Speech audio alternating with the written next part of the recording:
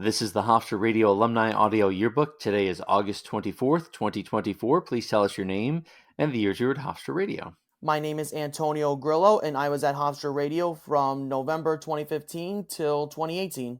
Okay, well, good morning, and thank you for joining us this morning and sharing your stories. If you don't mind, could you tell us any of the shows or programs you worked on at the station? So I was heavily involved in a lot of the sports department programming. I was involved heavily in the New York Islanders radio broadcast we done. I also did a lot of engineering updates for Hofstra Athletics. I was also a producer for some of our talk shows, such as the Batter's Box, the Bullpen.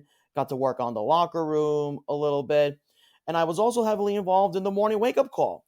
I did. At first, I started off as a traffic and weather anchor while doing sports updates as part of the department. And then I eventually worked my way into becoming a host. I hosted 44 morning wake up call shows with my good friend Bradley Clark, in which we won a couple of awards for. So that was an amazing experience.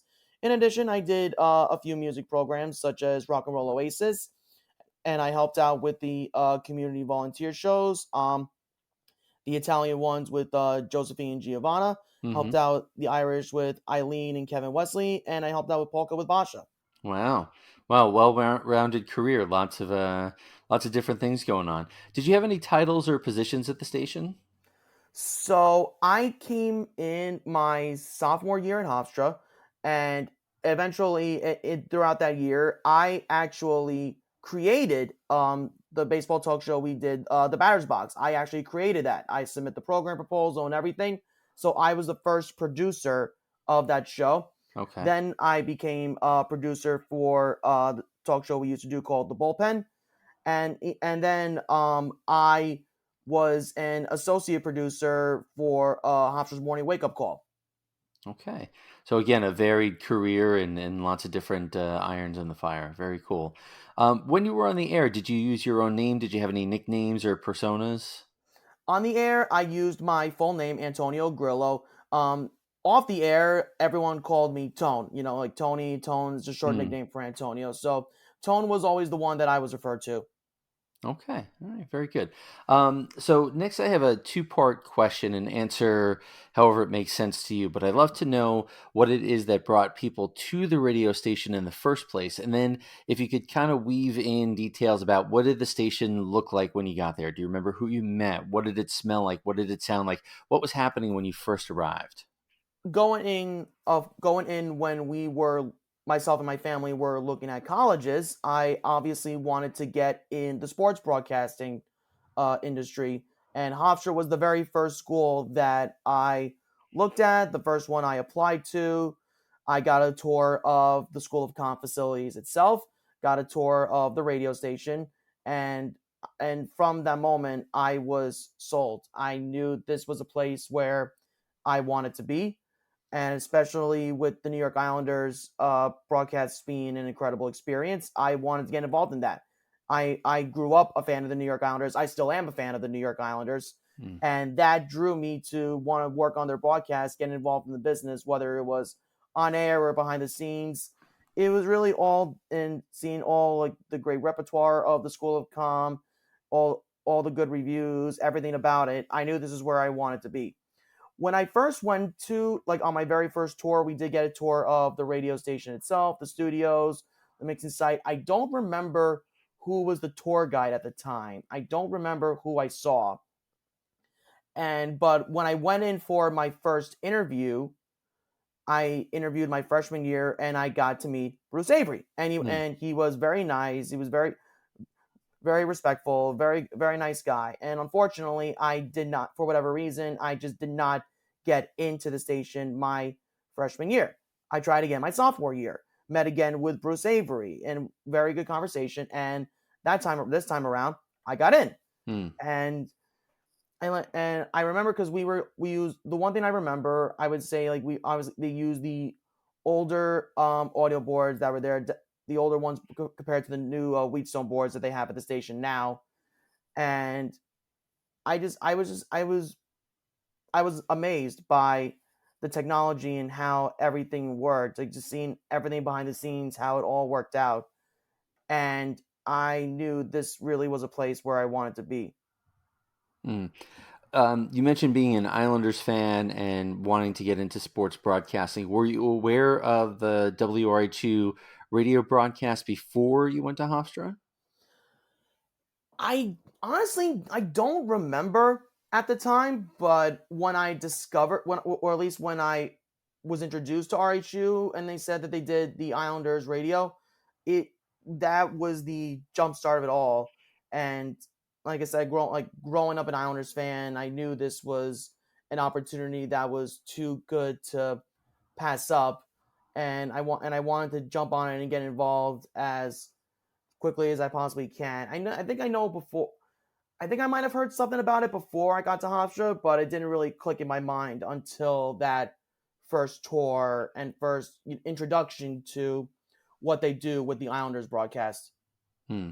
So it was an added bonus. You're coming to Hofstra to study to be a broadcaster, but the radio station was an unexpected advantage or addition that you weren't prepared for. I would say it definitely was what sold me to choose Hofstra as my school. Besides, location, I'm a Long Island native, so it's right within right within my area, and of course they were very generous with scholarships. But the School of Com, the radio station, that was really the main draw to what I knew I wanted to do with my future, and this was the best opportunity for me to learn and grow. Hmm.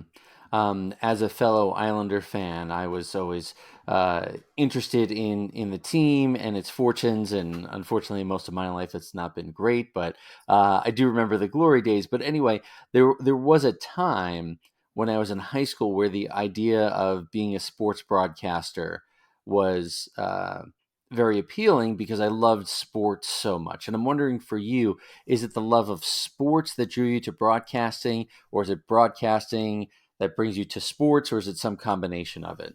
It was definitely sports that brought me into broadcasting, and of course, like watching Islanders games or watching Mets games, listening to the announcers and what they do, and even listening to WFAN in the back of the car with my father.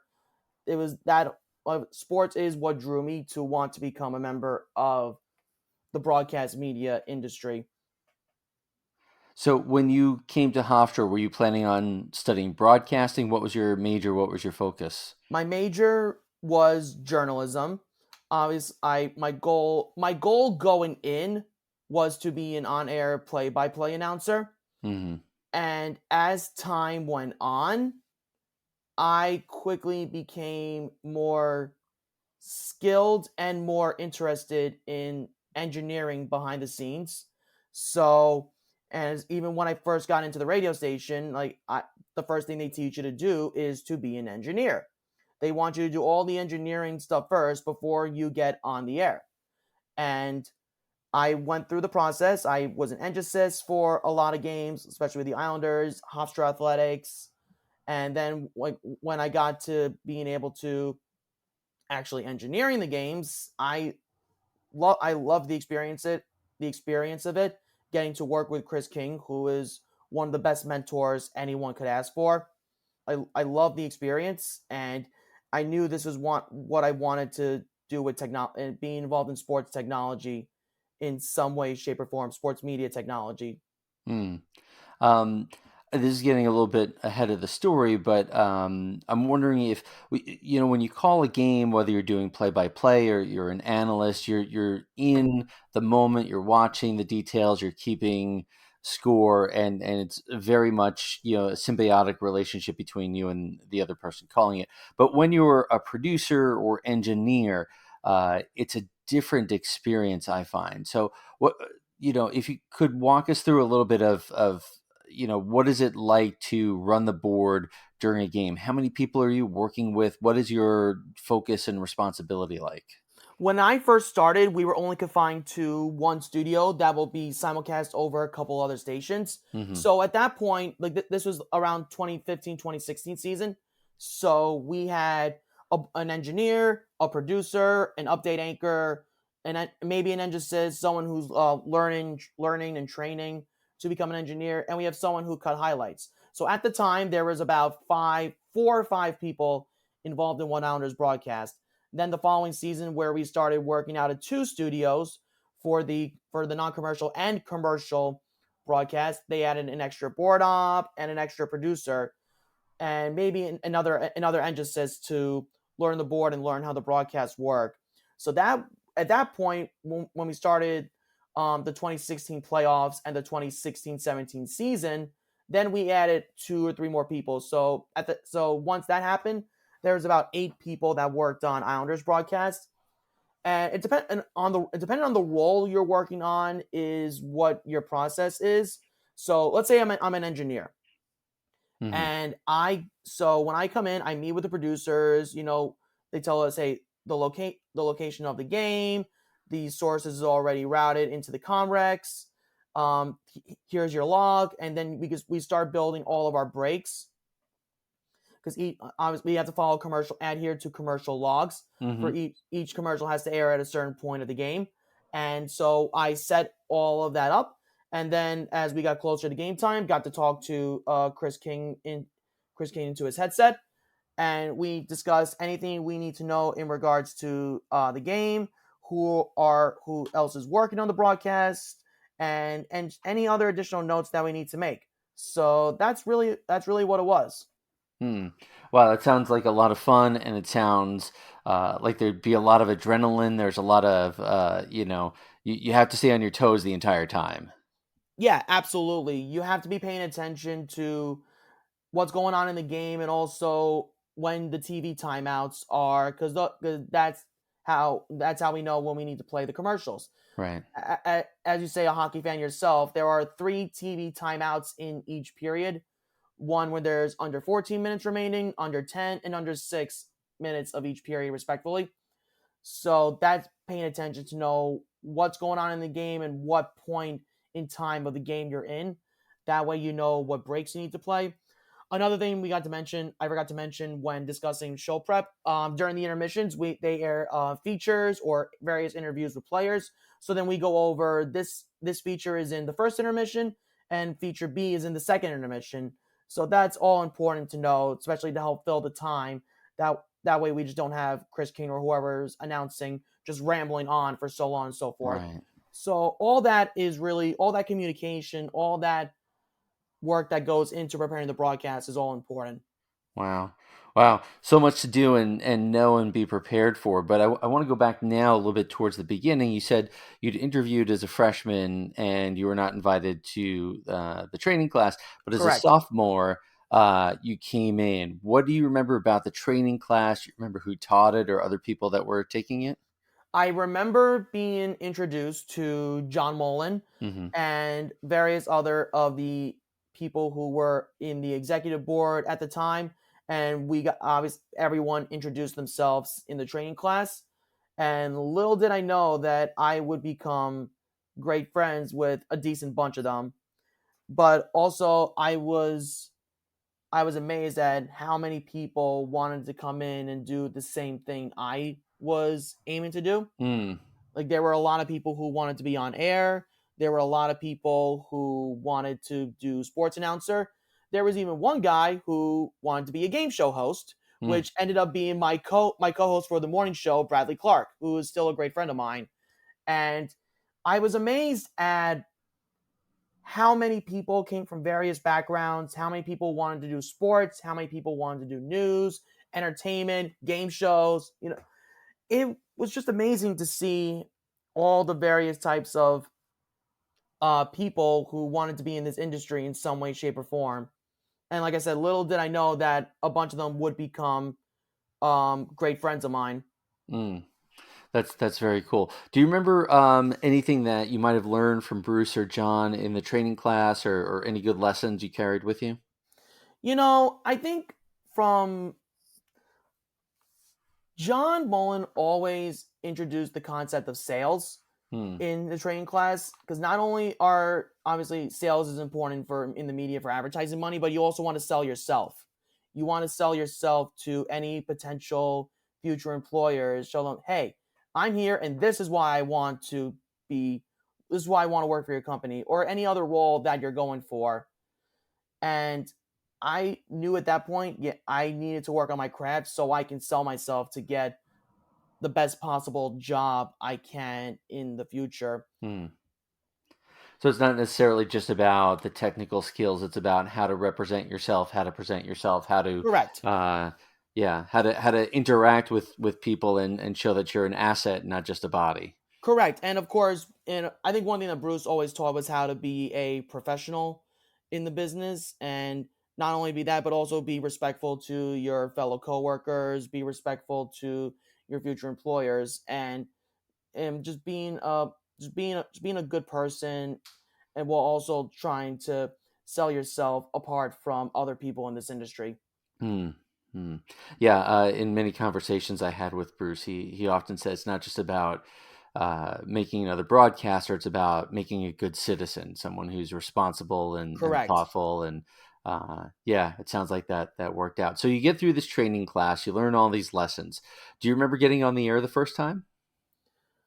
So I'll backtrack a little bit with that. So when in the training class, you have to be announcing cleared, engineering cleared.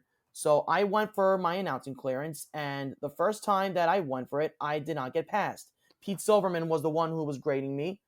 He said the one thing that I struggled with, and even sometimes I still do to this day, are ing words. Hmm. And he wanted me to take time to practice and work on those things a little more. And also not to rush and help with your breathing. But I think when the second time around when I went in, he passed me, and I was very grateful for that. So when I went on air for the first time, I would say it was during a morning wake up call show. I was doing traffic and weather. My first update was fine. It was okay. It was one of my first reps. My second update was absolutely terrible. Huh. I was stuttering all over the place. I could not breathe, and I just I blanked out at that moment. I had no idea what happened. I was stuttering at a little bit, and I lost my pace and I lost my train of thought while doing that update. But one thing that Chris King from the Islanders broadcast eventually taught me, and other members of the station had taught me, it's not how bad you screw up, it's how well you recover. Hmm. So I had a much better third and fourth update of the evening, of the morning, excuse me, and I feel that was, I feel like I got the jitters out of me at that point, Right. because I was definitely a little nervous going in, no doubt about it. So I feel like I had to get those jitters out of me to a certain extent. And then as time went on, obviously I got more comfortable. But that first day was something I will always remember. And I always try to take the good with the bad from those experiences. Wow. Wow. Yeah, that can be discouraging. You work so hard and you have these high hopes, and it doesn't work out on the first try or not, but you stuck with it, and that's a testament to your personal fortitude, but it's also a testament to the training program at the radio station. It's not, you pass, you fail, get lost, or you're Right. welcome. It's let's learn and let's get better. And I want to say that's a constant reminder that we're always working to get better. Does that sound right? The goal of RHU is for a place for students who want to be in the industry to learn and grow. And you're going to hit bumps in the road. Nothing's ever going to come easy, no matter who you are and where you eventually end up in your future. Everyone has bumps in the road. Everyone has good days or bad days. But the important thing is that you learn from them. And that was definitely the first instance I got from an experience of, hey, this sucked, but you're going to get better and you're going to learn. Hmm. Hmm. Do you remember, was there a point that you got comfortable behind the mic, or was there a light bulb moment where you went, wow, that was really great, that was an awesome break, or was it just generally getting more comfortable over time? It was definitely getting more comfortable all the time, especially when I got the opportunity to host morning show, Hmm. where and myself and Bradley Clark, we developed a great on-air chemistry, something that I will forever be thankful for. And our friendship off the air definitely helped with that. And I think that as time went on, as time grew, we got more comfortable with each other. We developed a good repertoire, not only just with us, but with our fellow morning show people, our news and traffic and weather anchors, over the course of those couple years we worked together, and it really helped. It did help me get more comfortable over time, and I owe I owe Bradley a great deal of gratitude for that. With the experience that we had together, just help. He helped me as much as I tried my best to help him. Wow, that's great, and that's inspiring because I think a lot of people find someone to work with or find a role that suits them. Now, earlier you said that you got more comfortable and had a role as an engineer and producing the show. When did that become clear to you that like, well, I can do this, I'm good at this, this is something that I enjoy? I think definitely when I created and helped produce the Batter's Box show, Hmm. that really got me into producing experience, knowing how to build a show, build rundowns, book guests, and even in being an engineer for the shows as well. I think once I did that, I knew I wanted to be a producer in some regard, whether it was for talk shows, producing games, which I eventually did both. Like I said, once I finished up with Batter's Box, I produced the bullpen. I applied to be the producers for the locker room. I did not get the position, but that was still a great experience to keep learning how to build sports radio talk shows. And then throughout my junior and senior year was when I started producing New York, help be like a, I wouldn't say like an associate producer, but I was more of a reliable producer for New York Islanders games, Hmm.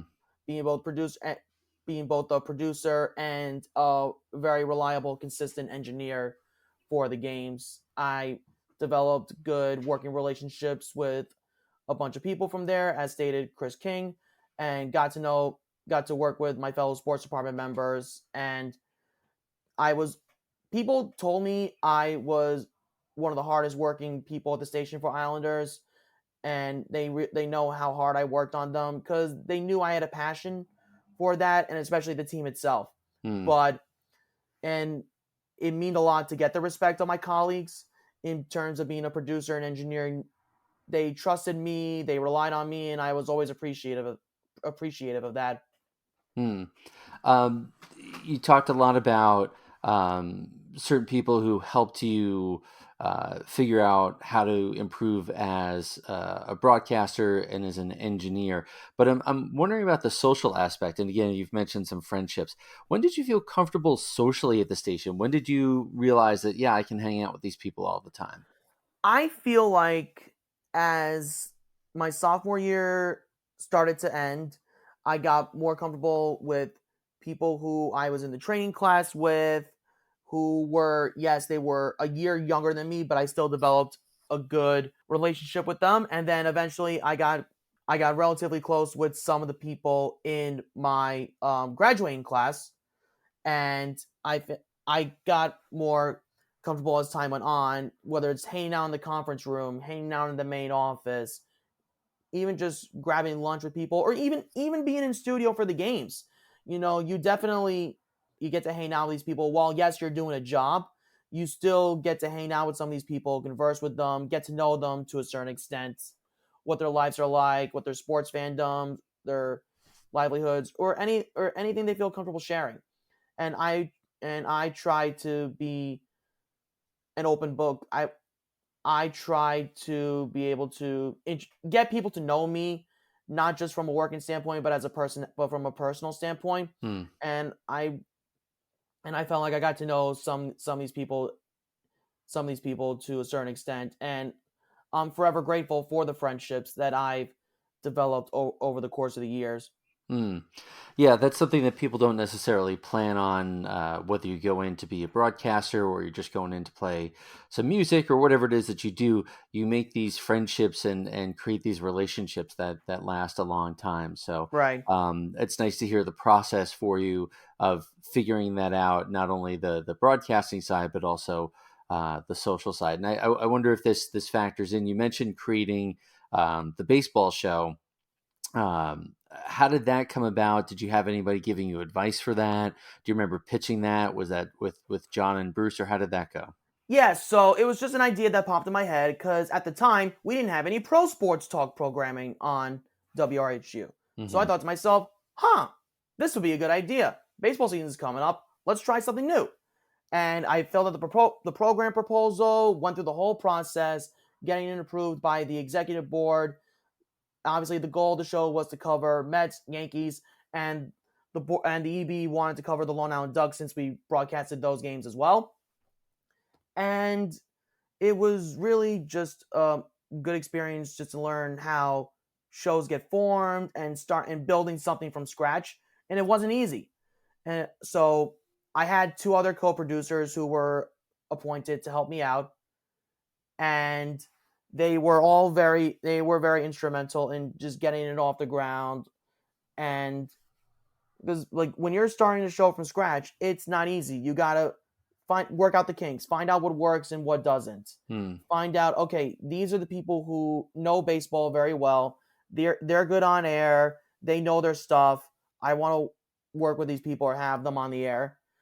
And especially at the time of year, because we went into the summer where it's not easy to fill the crew a lot of the time.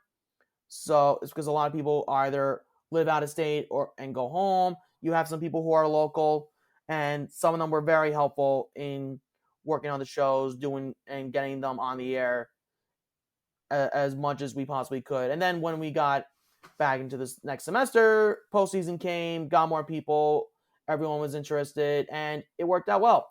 And I knew it got renewed for another few seasons. I'm actually not sure if they're still doing the show at the moment, Hmm. but it was still something that I was very proud to start, and I will always be grateful for that experience. Wow. Wow. Sounds like a lot of fun and sounds very gratifying. Oh no, for sure. It was something I will forever be thankful for, and even starting that show, being a producer led to one of my first jobs out of college at WFAN, and little did I know that was going to happen, but I will forever be thankful for that experience. Wow, that's amazing. So obviously, we're looking back now at your experience at Hofstra Radio, and we can tell how much it means to you. But I'm wondering if you can go back in your mind to when you first started at the station, when you got welcomed into the training class. At that moment, what did you hope Hofstra Radio would be, and what did it become for you? I knew it was going to become uh, the starting point of what I wanted for my future career to be. Little did I know that it would be even more of that and then some, not only just from a working perspective, getting all the experience that I did, but like I mentioned before, just meeting some of the greatest people I could have ever asked for. And little did I know at the time that my future wife would be in that same training class. Hmm. And not only her, but just all a bunch of the best friends I could have ever asked for, whether in the sports department, the morning show, even in the news department. I made great friends. I try to interact with everyone to a certain extent, like all different departments, and I did not think it was going to be as impactful in my life as it was, whether it was in the working professional end or the social aspect of meeting some of my best friends. Wow. Wow, that's amazing. What a great journey. This has been so much fun. Thank you for sharing your stories and your Thank you time. so much. And I feel like it's not always often that we get to share stories like this. Um, Even getting to know people who were at the station years ago, and I think you're doing an amazing thing.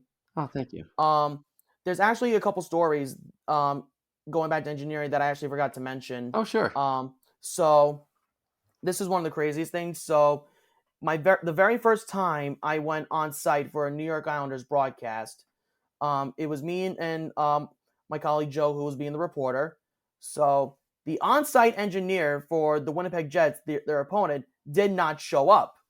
So I got asked by Chris King, Antonio, I got a better job for you. How would you like to be the on-site engineer?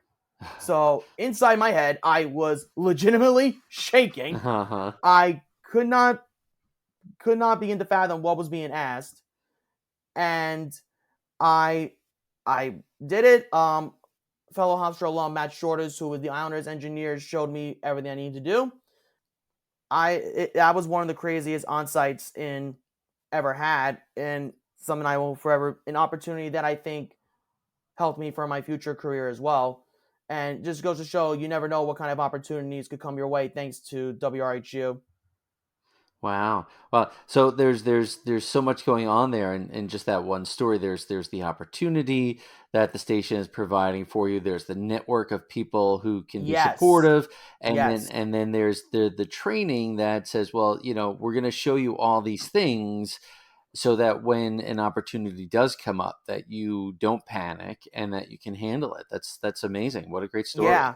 Yeah, no, thank you. I appreciate that. Yeah, that will forever be one of the craziest stories I tell anyone at the station. I can even now get your sense of excitement at that moment. It may have been a long time ago, but still, it's a meaningful moment to you, and I imagine it informs a lot of the way that you go forward in your professional life. It definitely gave me a lot of confidence for any future endeavors that were to come my way. And it was not only that, it was a good networking opportunity to get to know various people, whether they're either Hofstra people or even professionals that work for other teams or other networks at the New York Islanders games as well. Hmm. That's great. I'm sure you've got millions of stories, right? Or I tons do, of them. yes. Yeah. Well, it's I've got another set of questions, Okay, sure. and maybe someday we can sit down and have another conversation, and you can tell us more about your time at Hofstra Radio. But this has been a real pleasure. Thank you so much. Thank you so much for taking the time to speak with me today. I appreciate it.